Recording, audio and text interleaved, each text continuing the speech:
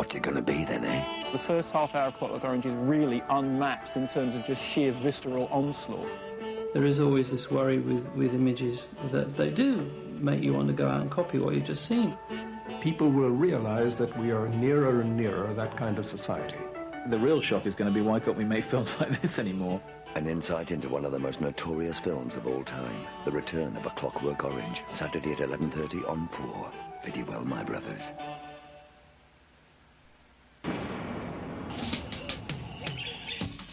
Hi, welcome back to part 2. Coming up next, our spanking new competition, a chance to go to San Diego for a week, and we take a look at the fuss about the re-release of A Clockwork Orange. But first, history. It's Stanley Kubrick's most controversial film, and it was withdrawn shortly after release. Now, after Kubrick's death in March '99, it's set for re-release, but typically it's causing controversy again. This is the story so far.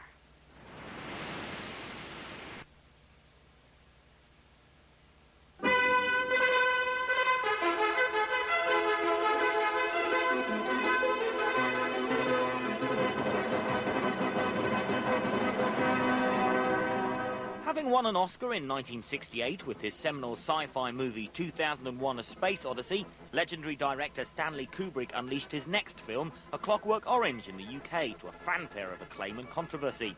Julian Sr. worked as a publicist for the film.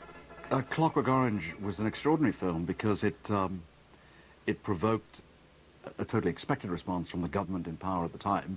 It was Ted Heath's mob, and an entirely anticipated and expected response from the tabloid newspapers, who called for it to be banned. And it seems that the only people who liked the movie were the movie-going public, and the young movie-going public.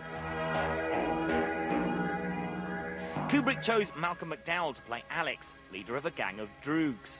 He and his gang relieve their teen angst of the future with pastimes such as rape, ultraviolence, and listening to Beethoven. And it was like, for a moment, oh my brothers, some great bird had flown into the milk bar.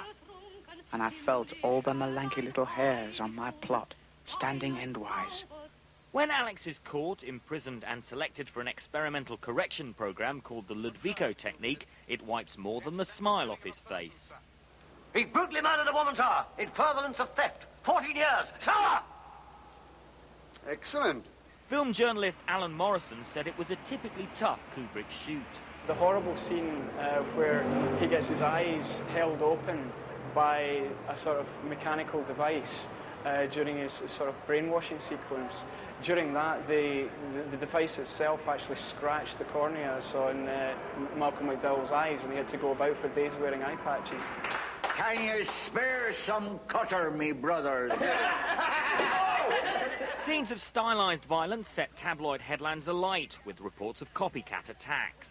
There was a tramp who was beaten up and killed, but more tellingly, there was a 16-year-old boy who dressed up with the white dungarees and the black bowler hat and beat up a young kid.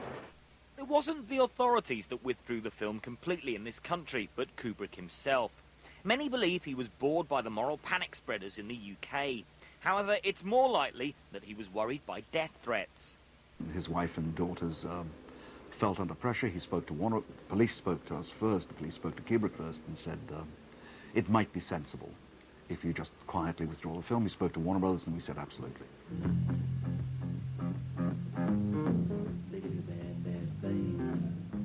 On March the 6th, Kubrick died, only months before he released his final film, Eyes Wide Shut. Even then, Kubrick fans in Britain would have had to take a coach to Holland to see A Clockwork Orange. 29 years after its original release, the Kubrick estate has finally deemed A Clockwork Orange suitable for a British public to see.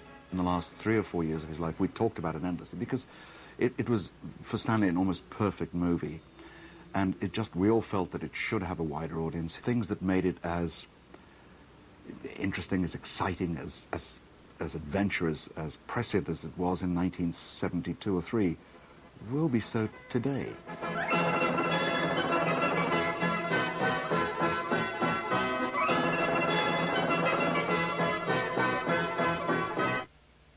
A Clockwork Orange is out this Friday. Fascinating insight now in Four's documentary The Return of A Clockwork Orange, examining the phenomenon of Stanley Kubrick's disturbing and controversial film.